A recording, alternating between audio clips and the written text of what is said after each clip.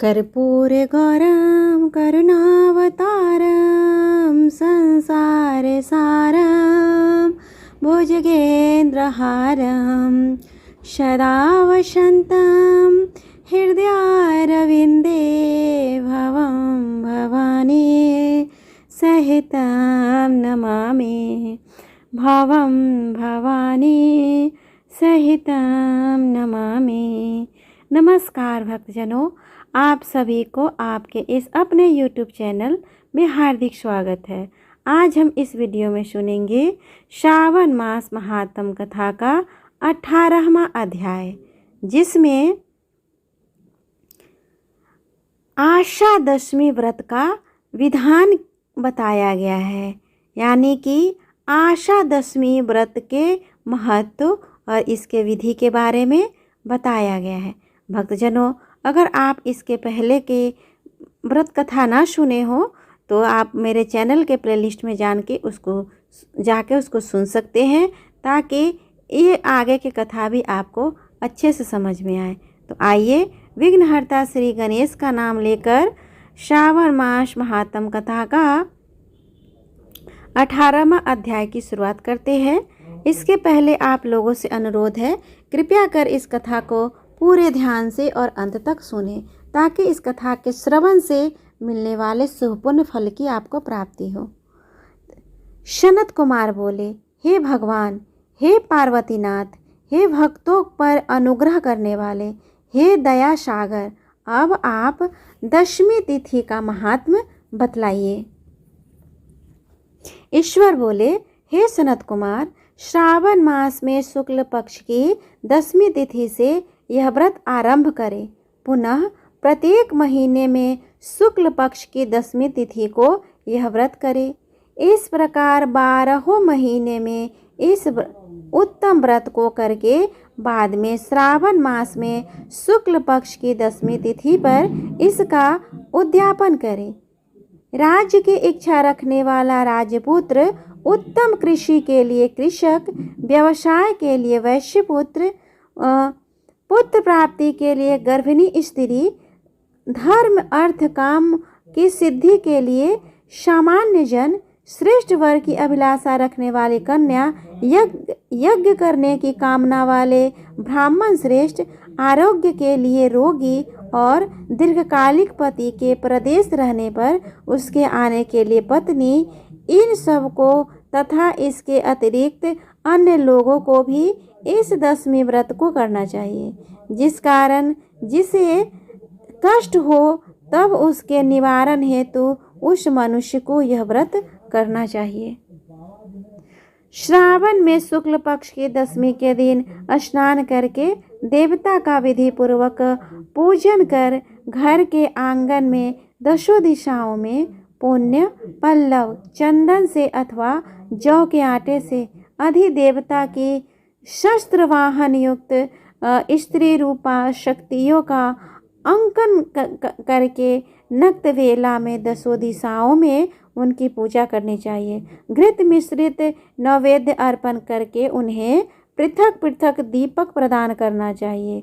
उस समय जो फल उपलब्ध हो वह भी चढ़ाना चाहिए। इसके बाद अपने कार्य की सिद्धि के लिए इस प्रकार प्रार्थना करनी चाहिए, हे दिग देवता, मेरी आशाएं पूर्ण हो और मेरे मनोरथ सिद्ध हो। आप लोगों की कृपा से सदा कल्याण हो। इस प्रकार विधिवत पूजन करके ब्राह्मण को दक्षिणा देनी चाहिए। हे मुनि श्रेष्ठ, इसी क्रम से प्रत्येक महीने में दशमी तिथि का व्रत सदा करना चाहिए और 1 वर्ष तक करने से अनंतर उद्यापन करना चाहिए। अब पूजन की विधि कही जाती है। स्वर्ण अथवा चांदी अथवा आटे के ही दशों दिशाओं को बनाएं। उसके बाद स्नान करके भली भांति वस्त्राभूषण से अलंकृत होकर बंधु बांधवों के साथ भक्ति पूर्ण मन से दसों दिग देवताओं का पूजन करना चाहिए। घर के आंगन में क्रम से इन मंत्रों के द्वारा दिग देवताओं को स्थापित करें। इस भवन के स्वामी और देवताओं तथा दानवों से नमस्कार किए जाने वाले इंद्र आपके ही समीप रहते हैं। आप ऐन्द्री नामक दिग देवता को नमस्कार है। हे आसे, अग्नि के साथ परिग्रह विवाह होने के कारण आप अग्नेत्री कही जाती है। आप तेज स्वरूप तथा पराशक्ति है, अतः मुझे वर देने वाली हो। आपका ही आश्रय लेकर वे धर्मराज सभी लोगों को दंडित करते हैं, इसीलिए आप संयमिनी नाम वाली हैं। हे महात्मे, आप मेरे लिए उत्तम मनोरथ पूर्ण करने वाली हो। हाथ में खड्ग धारण किए हुए मृत्यु देवता आपका ही आश्रय ग्रहण करते हैं, अतः आप निरृति रूपा है। आप मेरी आशा को पूर्ण कीजिए। हे वारुणी, समस्त भुवनों के आधार तथा जल जीवों के स्वामी वरुण देव आप में निवास करते हैं, अतः मेरे कार्य तथा धर्म को पूर्ण करने के लिए आप तत्पर हो। आप जगत के आदि स्वरूप वायुदेव के साथ अधिष्ठित हैं, इसीलिए आप वायव्य हैं। हे वायव्य, आप मेरे घर में नित्य शांति प्रदान करें। आप धन के स्वामी कुबेर के साथ अधिष्ठित है, अतः आप इस लोक में उत्तरा नाम से विख्यात है। हमें शीघ्र ही मनोरथ प्रदान करके आप निरुत्तर हो। हे ऐशानी, आप जगत के स्वामी शंभु के साथ सुशोभित होती है। हे शुभे, हे देवी, मेरी अभिलाषाओं को पूर्ण कीजिए। आपको नमस्कार है, नमस्कार है। आप समस्त लोकों के ऊपर अधिष्ठित है, सदा कल्याण करने वाली है और शनक आदि मुनियों से घिरी रहती है। आप सदा मेरी रक्षा करें। सभी नक्षत्र, ग्रह, तारागण तथा जो नक्षत्र मात्राएं हैं और जो भूत प्रेत तथा विघ्न करने वाले विनायक हैं, उनके मैंने भक्ति युक्त मन से भक्ति पूर्वक पूजा की है। वे सब मेरे अभिष्ट की सिद्धि के लिए सदा तत्पर हो। नीचे के लोकों में आप सर्पों तथा नेवलों के द्वारा सेवित है, अतः नाग पत्नियों सहित आप मेरे ऊपर प्रसन्न हो। इन मंत्रों के द्वारा पुण्य धूप आदि से पूजन करके वस्त्र अलंकार तथा फल निवेदित करना चाहिए। इसके बाद वाद ध्वनि, गीत, नृत्य आदि मंगल कृत्यों और नाचती हुई श्रेष्ठ स्त्रियों के सहित जागरण करके रात्रि व्यतीत करनी चाहिए। कुमकुम, अक्षत, तांबूल, दान मान आदि के द्वारा भक्तिपूर्ण मन से उस रात्रि को सुखपूर्वक व्यतीत करके प्रातः काल प्रतिमाओं की पूजा करके ब्राह्मण को प्रदान कर देनी चाहिए। इस विधि से व्रत को करके क्षमा प्रार्थना तथा प्रणाम करके मित्रों तथा प्रिय बंधुजनों को साथ लेकर भोजन कराना चाहिए।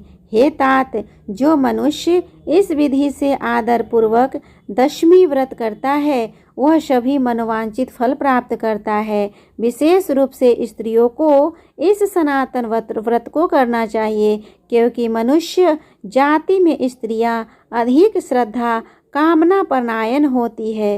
हे मुनि श्रेष्ठ, धन प्रदान करने वाले, यश देने वाले, आयु प्रदान करने वाले तथा सभी कामनाओं का फल प्रदान करने वाले इस व्रत को मैंने आपसे कह दिया। तीनों लोकों में अन्य कोई भी व्रत इसके समान नहीं है। हे ब्राह्मण पुत्रों में श्रेष्ठ, वांछित फल की कामना करने वाले जो मनुष्य दशमी तिथि को दसों दिशाओं की सदा पूजा करते हैं, उनके हृदय में स्थित सभी बड़ी बड़ी कामनाओं को वे दिशाएं फलीभूत देती है। इसमें अधिक कहने से क्या प्रयोजन है। हे सनत कुमार, यह व्रत मोक्षदायक है, इसमें संदेह नहीं करना चाहिए। इस व्रत के समान न कोई व्रत है और न ही होगा।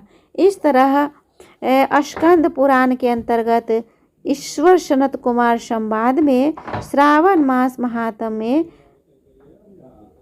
आशा दशमी व्रत कथन नामक 18वां अध्याय पूर्ण हुआ। भक्तजनों, आप लोगों को यह व्रत कथा कैसा लगा प्लीज कमेंट करके बताएं, और अगर अच्छा लगा हो तो मेरे वीडियो को लाइक और शेयर कर दे, साथ ही मेरे चैनल को भी सब्सक्राइब कर ले और बेल आइकन को दबाना ना भूलें, ताकि जब भी मैं इस तरह के वीडियो अपलोड करूं उसका नोटिफिकेशन सबसे पहले आपको मिले। तब तक के लिए भगवान शिव मैया पार्वती आप सभी पे अपनी कृपा बनाए रखे। श्री शिवाय नमस्तुभ्यम।